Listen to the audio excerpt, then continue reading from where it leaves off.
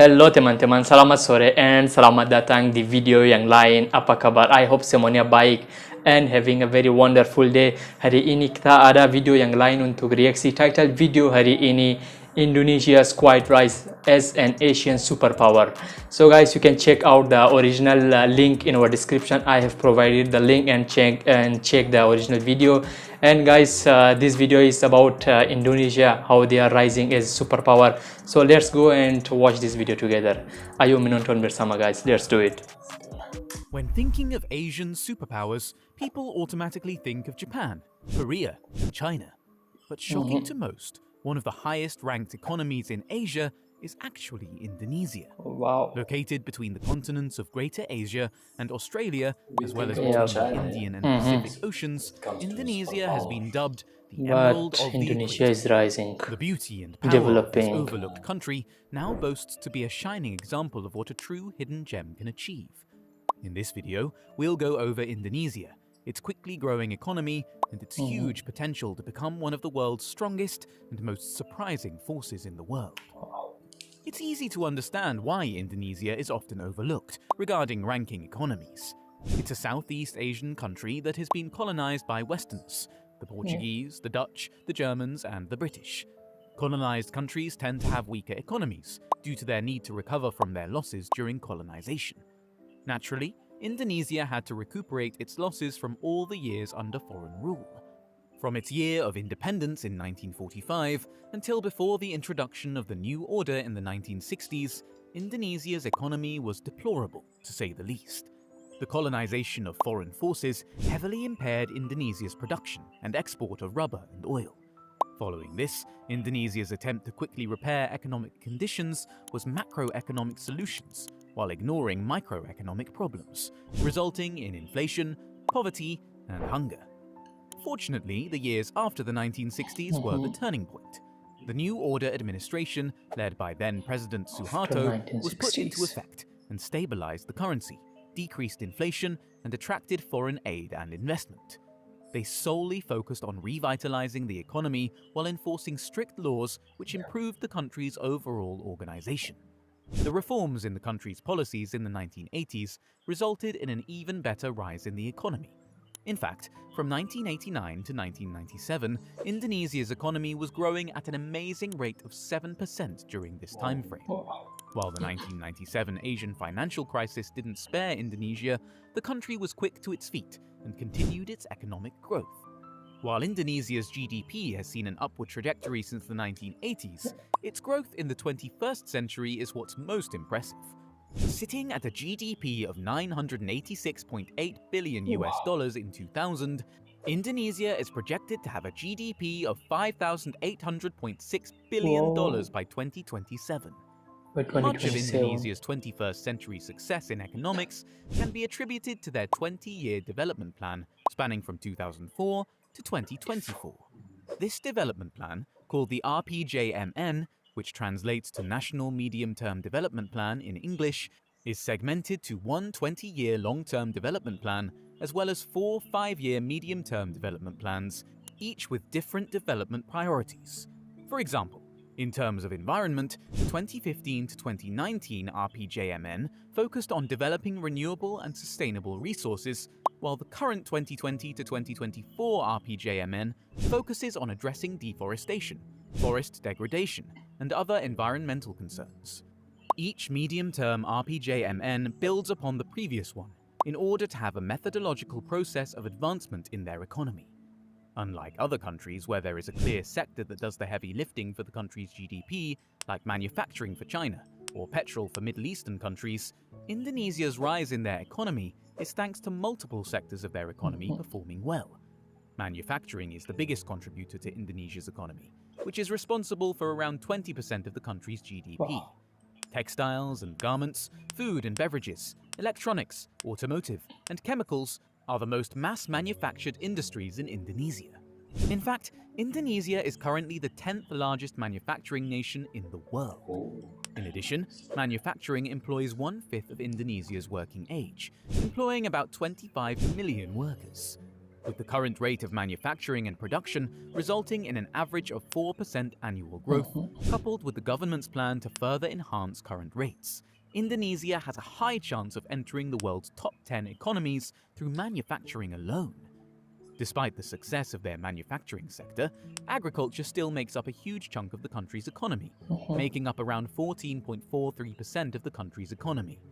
Indonesia produces a whole bevy of products and commodities, the most prominent being rice, cassava, tapioca, peanuts, natural rubber, cocoa, coffee, palm oil, copra, poultry, beef, pork, and eggs. Palm oil especially is very vital to Indonesia's agriculture and economy, as Indonesia is the biggest Coffee producer is of palm oil famous in the in world, Indonesia. producing half of the world's palm oil supply. Other sectors that contribute to Indonesia's economic growth include the oil and mining industry. Indonesia is the biggest producer of nickel and the second biggest producer of cobalt in 2022. While a lot of Indonesia's economic success is attributed to laws, politics, as well as the previous and current administration's governance, geographic, political, and geopolitical features also lend themselves to Indonesia's success. Geographically, Indonesia is in a very good location. As mentioned earlier, Indonesia sits right between Greater Asia and Australia, as well as the Indian and Pacific Oceans, making Indonesia a sensible trade route for surrounding countries. As the largest archipelagic country in the world, it only makes sense that Indonesia capitalizes on its own geostrategic advantages by establishing itself as the world's maritime axis. Despite being a great contender for being a maritime center, Indonesia isn't making strides to make itself a maritime country due to current trading routes. Also, another reason why Indonesia has quietly risen as a top Asian superpower is the fact that Indonesia is the de facto leader of ASEAN, ASEAN, which is the Association of Southeast Asian Nations. Indonesia is a founding member of ASEAN, which was established in 1967.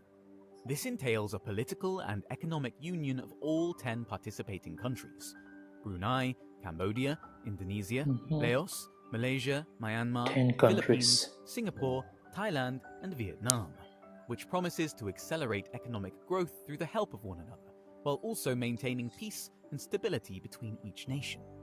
Indonesia is also a member of APEC, or the Asia-Pacific Economic Cooperation, an intergovernmental forum that consists of Asian countries as well as other countries surrounding the Pacific Ocean, such as Australia, New Zealand, Papua New Guinea, Peru, and the United States, among many other countries. APEC promotes the free trade of products between APEC members, which allows trading of agricultural products and raw materials. APEC is also considered one of the highest-level multilateral blocs and the oldest forums in the Asia-Pacific region. Because of Indonesia's rising potential to become a superpower, as well as its strategic geographic location, established superpowers like China and the United States are both seeking to strengthen their continued relationship with Indonesia. While Indonesia remains neutral about the China-United States feud, Lowy Institute's 2021 poll reveals that Indonesians find the United States more important than China for Indonesia's economy, with 18% voting for the United States compared to 14% voting for China. Additionally, 4 in 10 Indonesians prefer investments from the United States, compared to 3 in 10 from China. As it stands, Indonesia remains neutral and has no bias to where it sides, though the interest of the 2 most powerful nations in the world shows how important Indonesia is, causing a cascading effect of foreign investors to be more attracted to Indonesia. Indonesia had a roaring 2022, with an economic boom of 5.3%, the highest since 2013, and it looks like the country's economic streak has no end in sight. Indonesia remains the world's top producer of nickel and palm oil, and the second best to many other products. While the Indonesian government states that 2023 might not be as strong of an increase like 2022, the government is still positive that a 5% increase is possible for 2023. Indonesia is still on track to fulfilling its 20-year RPGMN plan in hopes of fully realizing the goal of the plan, with outlooks looking positive given the current state of the growth of the country's economy.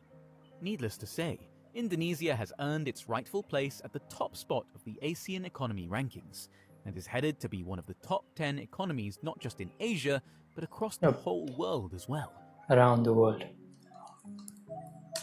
Guys, good to hear that Indonesia's economy is like going high and developing. And like when we think about South Asian, we think like China, think of China, Japan, or Korea. But in this video, like we saw that Indonesia's economy is growing, and that's because of the government of Indonesia. Like they are doing really great, and nice to hear that. Still developing. Yes, as we saw during the video, and in the video there was explaining that yes, Indonesia is rising, and also as the title said, quietly rising. Yes, as we think of the superpowers in Asia, and according to economy or GDP, we always think of like China, Japan, but we always forget about Indonesia, which is quietly rising and developing more and more every day, improving. As during the video said that in 2022 Indonesia had a GDP of 5% growth, which is a big thing. Yes, and they are still improving and developing. As we can also see in Jakarta, the tall buildings, that many things going on, many things are being built and developing every day and every week, every year. Yes, Indonesia is rising, and it's going to be in top 10, not only in Asia, but in the world, around the world. Yes, in you can say that in upcoming 10 years, yep, they're going to be in top 10. And we didn't know about Indonesia that it manufactures lots of things. Yep. Like we didn't know. That's quite surprising for us.